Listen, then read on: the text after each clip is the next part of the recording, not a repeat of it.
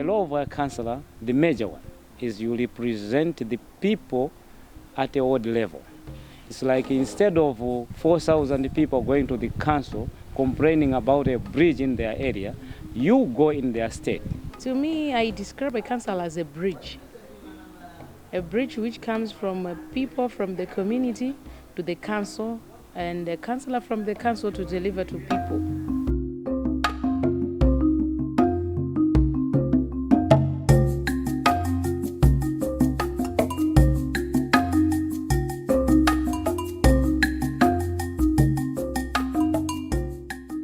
Women's Legal Resources Centre, WORLEC, and the Active Learning Centre of Scotland are implementing a 3-year project in capacity building and strengthening transparency in local government with funding from the Royal Norwegian Embassy. The overall goal of the project is to nurture a new generation of effective, well-informed elected councillors and local leaders who help strengthen their communities, support development and consolidate democracy by understanding effective service delivery, being accountable to their communities and responsive to their priorities. Basically, the objectives included the fact that we wanted the councillors to have the capacity to be able to scrutinize budgets, be able to track how budgets are being implemented, be able to track the performance, and be able to track what is happening within the councils. The project, which is active in 11 councils, namely in Sanje, Chiradzulu, Neno, Mwanza, Zomba, Palombe, Dedza, Salima, Ncheu, Rumpi, and Mzuzu City, is aimed at improving the capacity of elected councillors so that they are better able to fulfill their role as an elected representative. Ineyo kuti ndiyembe za councillors ndikodi kwatu kumene ndikukhala kunali kosalira kwambiri, misewu yatara kunalibe, polisi zipatala kunalibe. Chimenechi ndi chimene chinandipangisa kuti ndiyime ukhansala mwina ndingakazitenge zimenezi zibwere kodi kwatu. In my area, in my community, there has been no lady councillor ever since. It has always been men.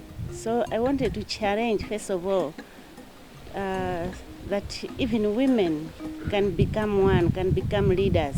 We have just constructed a police unit at Chinyoro, which is covering Bale up to Bwengu, and even the parts of Chivunguru and Mhuju. That is giving security to my people, because this place had no security. So we have deployed, the police are there, it's functional, it is working, and people are saying, this is really what we wanted. The biggest achievement is whatever happens in the council, as we have maybe a full council, I always find time to go back to the village and do citizen engagement meeting and tell them, as the budget has been approved, what will be done in Salima, how much has been approved.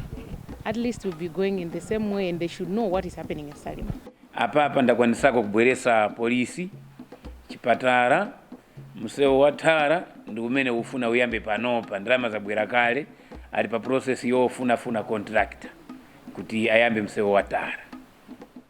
Most women have started some small-scale businesses.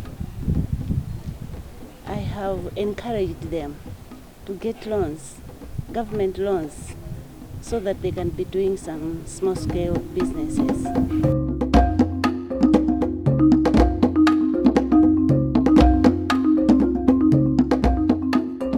One of the major challenges that councillors have been complaining about is the issue of lack of information. Because for them to sit as a council and make decisions, they need to have the right information provided by the secretariat or by the councils. So if they are not given the right information, then it means that they are not going to make the right decisions. The challenges we face is like maybe we have a project, you want it to happen fast, maybe it's an emergency or a disaster. I'll give you an example what happened at Chugolo Primary School. The roof was blown out with wind, heavy winds, so maybe you want it to happen so fast so that the kids will not be affected.